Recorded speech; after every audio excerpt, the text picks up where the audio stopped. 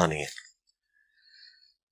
موجودہ دور میں گواہان کی موجودگی میں نکاح باقاعدہ رجسٹر ہوتا ہے، تو کیا طلاق دینے کے لیے ان شرائط پر عمل کرنا ضروری نہیں ہونا چاہیے؟ ہونا چاہیے جی، ہم تو کہتے ہیں ضروری ہونا چاہیے۔ قرآن پاک میں بھی سورہ طلاق کے اندر آیا ہے کہ ایسے ہونا چاہیے، لیکن جو شرعی مسئلہ ہے کہ اگر کوئی ایسا نہیں کرتا طلاق بہرحال پھر بھی اسٹیبلش ہو جائے گی۔ اس کے اوپر کئی احادیث بخاری مسلم کی گواہ ہیں۔ بہرحال شیعہ اس معاملے میں سختی کرتے ہیں، وہ کہتے ہیں گواہوں کے بغیر طلاق بھی نہیں ہوگی۔ تو ہمارا بھی موقف یہ ہے کہ اس چیز کو اسٹیبلش کرنا چاہیے کہ بغیر گواہوں کی موجودگی کے طلاق نہیں ہونی چاہیے، تاکہ یہ جو تماشا لگایا ہوا انہوں نے بات بات کے اوپر طلاق دینے کا، اس ایشو کو ایڈریس کیا جائے۔ اور ویسے بھی قرآن کے اندر اس کو پریفریبل کہا گیا۔ ایسی خاتون جو پریگننٹ ہو، اس کی پہلے سے بھی اولاد ہو، اس بنا پر اپنا کیا پریگنینسی گرا سکتی ہے؟ حرام ہے جی، قرآن میں تو ممانعت ہے، یہ قتل کرنے کے زمرے میں آئے گا۔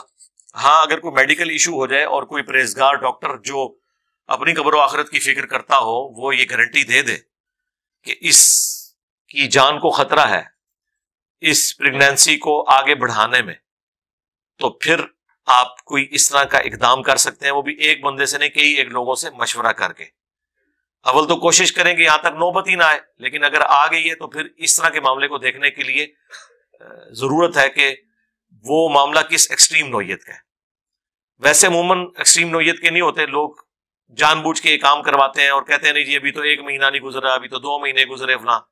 سرکار جیسے ہی پتہ چل گیا اس کے بعد آپ نہیں قتل کر سکتے، قرآن کی روح سے یہ اولاد کو قتل کرنا ہے، ٹھیک ہے، چاہے وہ پریگنینسی کے دوران قتل ہو چاہے بعد میں قتل ہو، بہرحال یہ قتل ہے، اس کے اوپر سب کا اتفاق۔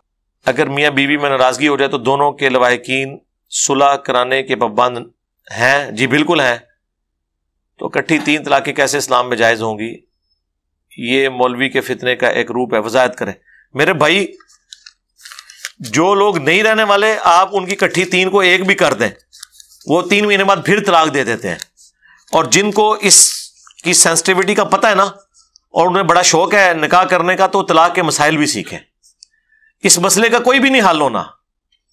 آپ کیا سمجھتے ہیں کہ اگر آپ 3 کو 1 ڈکلیئر کر دیں گے تو لوگ 3 طلاقیں دینا اور علیحدگی کرنا چھوڑ دیں گے؟ نہیں، وہ پھر 3 ہی دیا کریں گے۔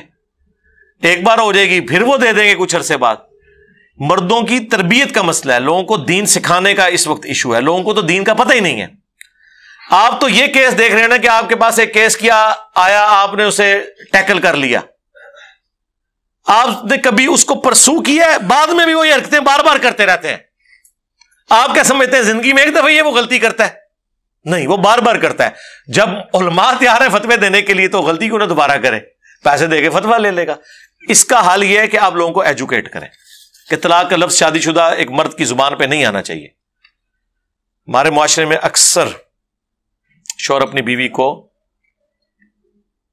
کہتا ہے کہ تم میری طرف سے فارغ ہو۔ اگر تو فارغ کا مطلب وہ طلاق لے رہا ہے تو اس سے پوچھا جائے گا اس سے مراد تم کیا لے رہے ہو؟ اگر وہ 1 طلاق لے رہا ہے تو 1 ہو گئی، اگر 2 لے رہا ہے تو 2 ہو گئی، 3 لے رہا ہے تو 3 طلاقیں ہو گئی، فارغ۔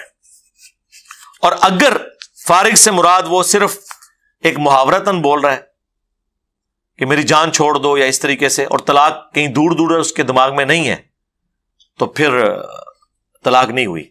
البتہ جب طلاق کا لفظ بول دے گا پھر نیت کا اعتبار نہیں ہوگا، پھر زبان کا ہوگا، یہاں پہ نیت کا اعتبار ہوگا۔